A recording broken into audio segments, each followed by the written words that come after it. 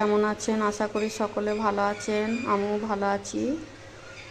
আমার ভিডিও যারা ফেসবুকে থেকে দেখছেন পেজটাকে ফলো করবেন, যারা ইউটিউবে দেখছেন ইউটিউবে চ্যানেলটাকে সাবস্ক্রাইব করে দেবেন। কাঁচা লঙ্কা, পেঁয়াজ, রসুন নিয়ে নিয়েছি।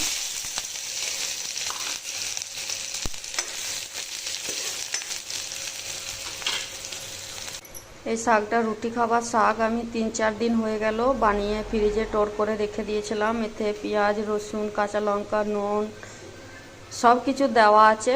এবার আমি কাঁচা লঙ্কা, রসুন, পেঁয়াজ দিয়ে একটু ছুঁকে নেব।